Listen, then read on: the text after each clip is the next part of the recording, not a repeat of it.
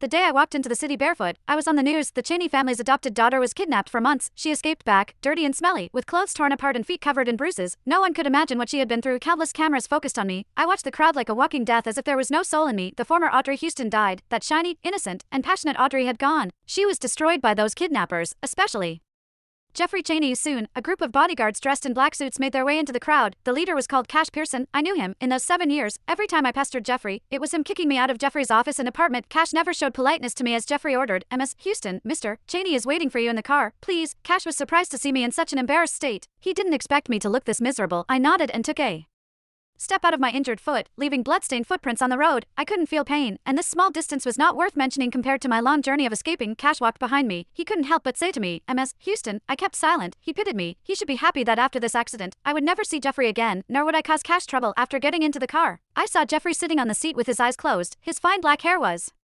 well-groomed, and his delicate face was perfect. Well, during the time I disappeared, he must have felt unprecedented peace and relaxation. Now he was in such an excellent state. Hearing the noise, Jeffrey opened his eyes. The moment he saw me, he almost didn't recognize me. "Audrey," I nodded. I'd learned my lesson. In the past, I didn't care about the identity of the Cheney family's adopted daughter. I thought I was their real daughter, proud and domineering. But now, after I was kidnapped, I realized that my life was in the hands of the Cheney family. As long as Jeffrey refused to pay, I was doomed. He frowned, a little displeased. "How did you end up like this?" "Ended up like what, beggar? I fled tens of miles, day and night. Besides the kidnappers, I had to watch the beasts in the mountains. When I was thirsty, I drank rainwater. When I was hungry, I went to rummage through the garbage on the side of the road." Nobody could stay rational in such a circumstance. I knew that he was blaming me for appearing in front of the media like this. It would bring trouble to his company, the Cheney family's company to be precise. Sorry, I was sorry for causing Jeffrey trouble. Jeffrey heard me say this. He felt stunned at first, and then the corner of his lips hooked into a smile. "She's right. You've learned your lesson." I couldn't understand what Jeffrey meant. When the car door closed, Jeffrey suddenly stretched out his long arm towards me. I instinctively resisted and cowered towards the corner. He then stopped and said in a disgusted tone, "Audrey, you're smelly." I didn't know if it was because of the confined space inside the car. Jeffrey finally sensed the unpleasant odor on my body. It was the smell of fermentation after mixing blood and sweat, rolling on the ground, and rummaging through the garbage. Hearing Jeffrey's words, I subconsciously left the seat. The car drove unsteadily, and I fell from the seat. "I'm sorry. I won't dirty the seat. I just needed to kneel here. It hurt so much." On my knees, there were still bloody holes made by those kidnappers with thin steel needles. They blamed me for not getting money. To Jeffrey, I was nothing. They took it out on me to vent their anger. I couldn't stand up and simply sat on my knees in that small space. Jeffrey got angered. "What are you doing? Go back to your seat," he ordered me, but he didn't bother to help me. I listened to his words.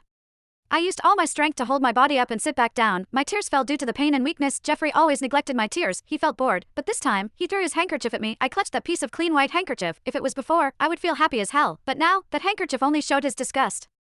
Cash looked at me from the rearview mirror.